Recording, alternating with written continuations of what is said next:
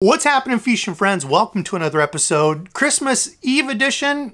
Merry Christmas, Happy Holidays, whatever you celebrate, whatever you're doing. Hopefully you're spending some time with your friends and family. I appreciate you all as my fishing friends supporting me all year. So I'm going to do a little unboxing, show you some things that I picked up a little while back, Black Friday stuff that I had sitting here, and remind you that Saturday will be the Christmas / kind of New Year's live, doing some giveaways. I've got some custom things that I've made, some shirts, Tackle Warehouse shirts, gifts. So gonna kind of do a whole giveaway thing as a big thank you to all of you. So enough yapping, let's look. First off, we got some Berkley stuff. These are some of the new craws. Interestingly, these I like more than the craws that are, this is basically the clatter craw. This is the black and purple color. Don't know if you can see it, but it's got real fine like purple glitter in it.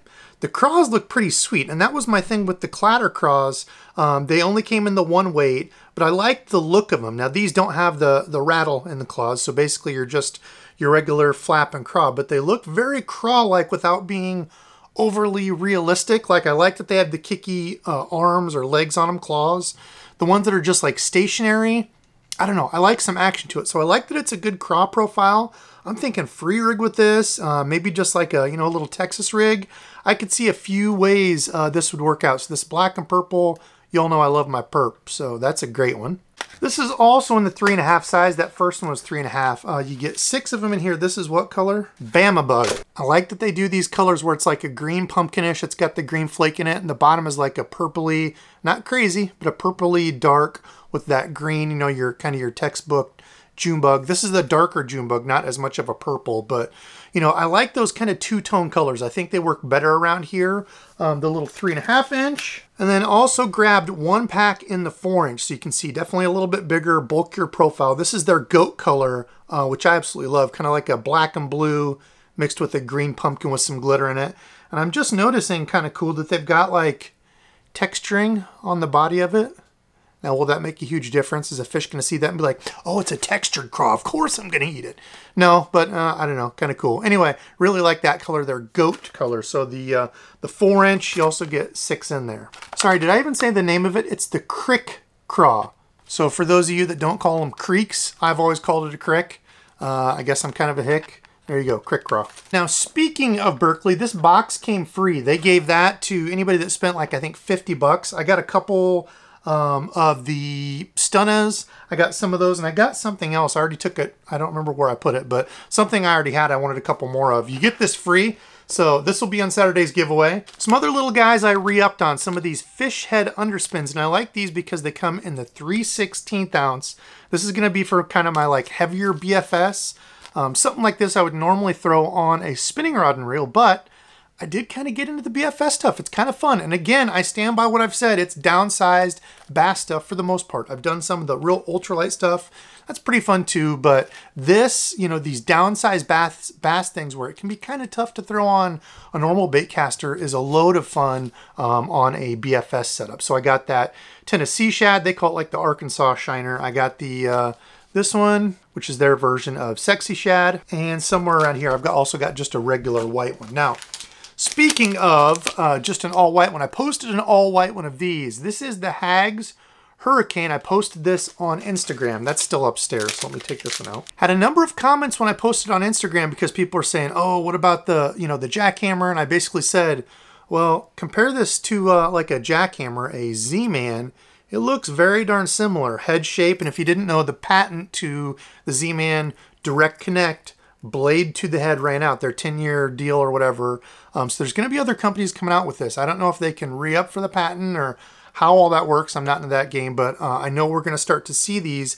I've already seen a few designs and a few places releasing their own vibrating bladed jig that's connected directly, so they don't have to use split rings. That was part of the patent that Z-Man had. So this is from Hags, a smaller company. The only thing I really remember from them was the Hags Tornado. It's like the Grande Bass Rattlesnake. It's like a ringed stick bait. Really liked them. Really cool baits, but yeah, not much out of Hags. So I was kind of surprised that, boom, they dropped this. It's a 5/0, a little bit longer shank BKK hook, and they are absolutely sticky sharp. It's got the double wire keeper on it, and then kind of some of the textured, I guess, lead here to help hold it, but really those 2 wire holders there. It's got a hand-tied skirt on there, so it is thread-tied. The clip looks to be pretty good. I always make sure I kind of crimp down the clip there so it doesn't come undone. But blade, kind of different. I see they took like a punch and pushed it out to the back. I don't know if you can really see that, but instead of the whole blade being flat, they kind of pushed that out there. I don't know if they had to have any impact on it, but pretty much your normal size. Do I have one here? I do. There's your jackhammer blade, and there's your hag. So you can see theirs is rounded up there instead of being flat, straight. We'll give that a go, but it's basically the same size. Interesting. Wonder how many of these we're going to start to see. That's the white and chartreuse. I grabbed an all white one, a black and blue, and then the green. They call it green pumpkin shad, but basically your gill kind of perch imitator. There we go. Give these a try. They look pretty good. Components look pretty solid. Haven't got to try it in the water since we're iced over, but no, look neat. Oh, and did I mention the reason I picked them up? They're $5.99. That's the whole point to all this. $5.99 direct connect bladed jig instead of $17 or whatever a jackhammer is. Okay, next up I got a Rapa Twitch, what do they call it? The Rapa Twitch bait, Twitch and Wrap. This was something I was talking to Bassgeek when he was on the live a couple weeks ago. He was talking about lures that just kind of go subsurface. He was talking about like the Berkley Finisher. There's another one from somebody, but these baits that he would kind of get them over schools, and instead of working at like a minnow bait, which I did pick up a couple more of those to try. Listen, I'm a noob. But anyway, working some baits like this, and this is actually one that goes subsurface. This is not a topwater. It will, from what I understand, kind of slowly sink. It is balsa, like the, you know, the Rapala, what is it? Skitter Pop. Love that topwater, highly underrated. Or Skitter Prop. Kind of that same look to it, but it's just a walking bait. So subsurface, so you know those days where maybe they're just not really committing to topwater, letting this go down a little bit, and even to where you can just barely see it, keeping it above those fish, and just walking it, a walk the dog style under the water. I think this is river shad. Close. Live river shad. Speaking of topwater, next up, the Rapala Jowler, or Rapala, however you want to say it. 5 inches, 15/16, so almost a full ounce. This is a little bit larger topwater walking bait, and from what I understand, pretty similar to the Evergreen Shower Blow. Now, I've got a couple of those. I think I threw it once a long time ago. Was it Trevor? I think was saying that he loved the shower blows. But it's essentially this cupped mouth walking bait. So if you remember, like when you were in the pool as a kid, when you would do this with the water, it kind of give that splash. That's what this is doing as it's walking back and forth, giving that psh, psh, psh, kind of a, you know, splash. It's a little bit louder. It's got like a hard rattle in it. Plus with that, it's going to create, you know, quite a bit of disturbance. So if you've got a little wind, you know, a little bit dirtier water, you're really trying to draw those fish up. I think something like this would be absolutely killer. It's got the red line hooks, which are crazy sharp on there. Good looking feathered treble on the back. This is just your straight up bone color. Really 3 colors you need: bone, a chrome, and then something clear. I did not pick up one of the chromes. I usually start with a bone, but got one of these kind of clear minnow looking ones. This color around here does really well. This AU, or almost like a Tennessee shad look. So I got those 2 to start out with. Give them a go. The Rapala Jowler 127 splash and walk action to it. Okay, last the baits, then we got some rods, reels, and a couple covers. So these, how much talk has there been around these? Now, I'm not going to spoil it, but I'm going to say that the Rapala stuff for me this year was an absolute home run. They did so well on so much of their stuff. There's a couple that I wasn't a big fan of, and it might surprise people. But anyway, got some of these. The Mooch Minnow, if you haven't seen them. Jacob Wheeler, Dustin Connell. I showed these in the other one. I got like the Tennessee shad color, but on the back of like a spinner bait, you know, a little chatter bait. A number of different things I could see using this for, actually. How about on something like this little 3/16 ounce underspin? Now, one little trick, I saw this on Instagram. I forget who did this, but the head of this, you know, the fish head doesn't have like a wire keeper or something made specifically for a Laztec. So with this little twitch minnow, if you just kind of take the mouth of that and bring it up over the eye there and just kind of poke a hole in it, it'll stay on there and keeps your bait completely held on there without falling off or pulling back. So gonna give that a try, but on this little 3/16 ounce underspin, this looks great. It's got, if you missed my last unboxing, it's got this kind of flat tail, so it's just got like a real, you know, finesse kick to it back there. And when you see those little shad and bait fish, they're not going, you know, their tail's just barely back there swimming. So I think something like that will look great. Little mooch minnow.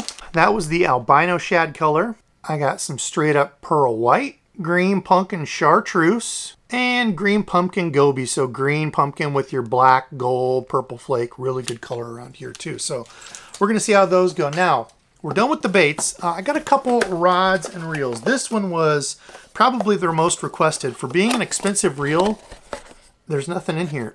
There's no covering or anything on it. It's just an empty box. They used to give you oil and stuff with it. This is like a $200 and something reel. Pretty crazy that Lew's didn't have a ton of like newer, I guess kind of in between. They had the LFS that I got, the new one. You saw me take that apart on a live. There's the custom in the middle and then this one. So I don't know. We're going to give this a try. The color I think is awful. If it was the Hawkeye gold, it'd be great. But this is like bronzy, I don't know, some sort of goldish. A lot of people are saying, man, this is the best baitcaster I've ever casted. Interesting enough here, if you see this where it opens up, kind of a new deal to open that. And if you take this side plate off, this is the whole guts to it. Now the brakes, if you can see, the brakes are on the outside. So they're sitting like this and they go up and down. So instead of before where this whole thing would kind of go in and out, it's really up here where your brakes are at. And it's interacting with the spool this way. So you can see it's slightly different and this piece moves. You can see how that moves in and out when you cast.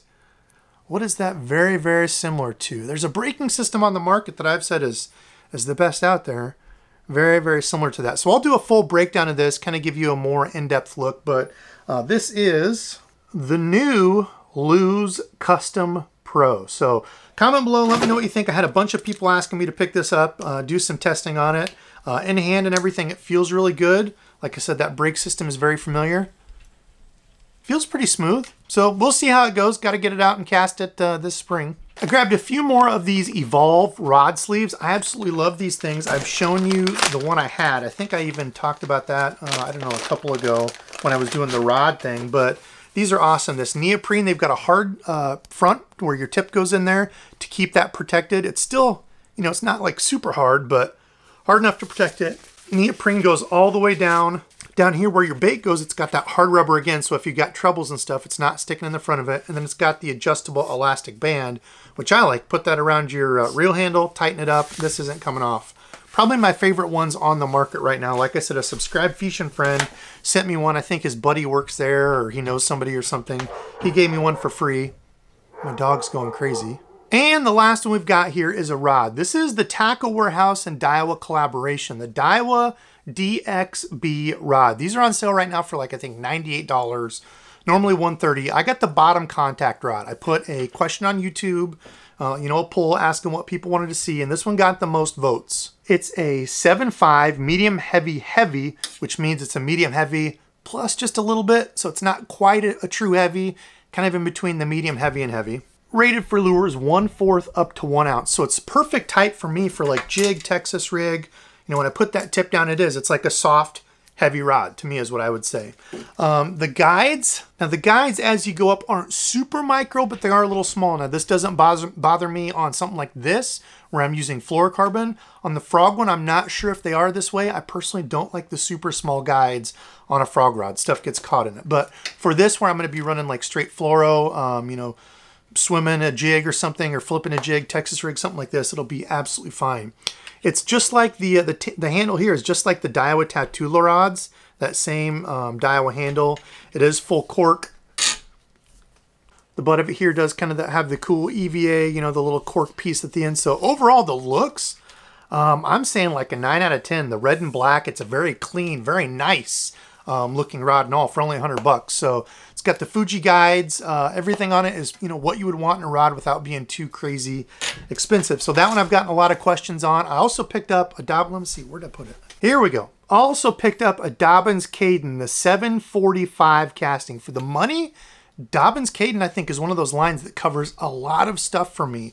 It's not crazy heavy, you know, pretty light. It's comfortable in hand, good sensitivity. In that range, I think they're one of the best bang for the bucks. I think normally 100 and I want to say 70.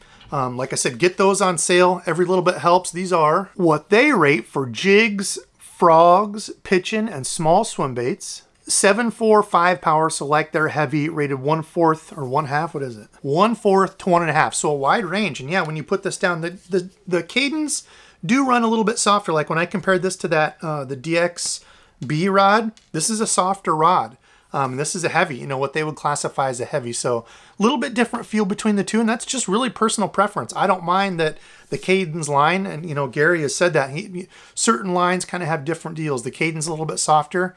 I don't mind if you don't like that, you know, go to a different rod line or something, but not micro guides. I honestly really like the size of the guides that they put on here. Kind of that middle-ish range. They're not super big, but not tiny. Really like those. So this one can kind of do it all. I just threw the Curado 150 on here for now to feel it in hand. Feels great. I think it's a really good rod.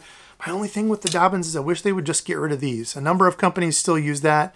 I don't know if that's like the Fuji, just kind of generic deal on it, but I would just as soon get rid of those and make it something flat. I know it helps to give you something to grip, you know, when you're tightening this on there, but I like to lay my finger there and it's not the most comfortable. It's not horrible, but... So yeah, the Cadence, great rod. I've got a couple of those, so I wanted to get the flip and pitch in. People had asked me about that. So as a reminder, all my links are down below. Anytime you use those, a little bit does come back to me to help out. I appreciate that.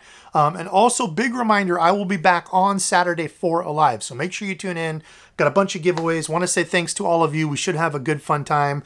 I don't know. We'll have to see if we can get a surprise guest or something, but it should be fun. So today's subscribe fishing friend, all of you, again, happy holidays. Thank you for all supporting me through summer, winter, fall, you know, doesn't matter, Christmas time. I appreciate y'all. So thanks for watching. Love you. And until next time.